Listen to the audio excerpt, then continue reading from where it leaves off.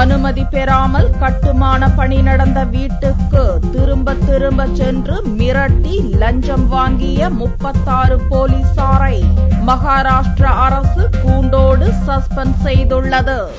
மும்பை குர்லா பகுதியைச் சேர்ந்த சமூக சேவகர் முகமது கான் இவரது நண்பரது வீட்டில் கடந்த மாதம் புதிய அறைகள் கட்டும் பணிகள் மேற்கொள்ளப்பட்டன.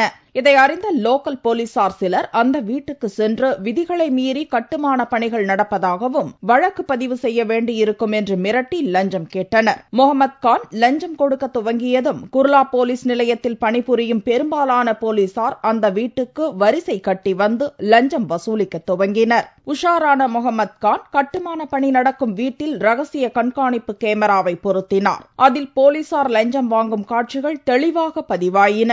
மொத்தம் 36 போலீஸ் கான்ஸ்டபிள்கள் தினமும் அந்த வீட்டுக்கு சென்று 50 ரூபாய் முதல் 150 ரூபாய் வரையில் லஞ்சம் வாங்கிக் கொண்டு சென்றனர். இப்படியாக 10 நாளில் போலீசார் வாங்கிய மொத்த லஞ்சத் தொகை 45,000 ரூபாய். வீடியோ காட்சிகளுடன் மும்பை போலீஸ் கமிஷனர் சத்யபால் சிங்கிடம் சமூக சேவகர் முகமது கான் புகார் செய்தார். அதைத் தொடர்ந்து அத்தனை போலீசாரையும் சஸ்பெண்ட் செய்ய மகாராஷ்டிர உள்துறை அமைச்சர் R.R. பாட்டீல் உத்தரவிட்டுள்ளார். सभी लोग कांस्टेबल्स हैं.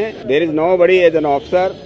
All are constables. See, now inquiry, as I mentioned to you, inquiry will proceed, investigation will proceed.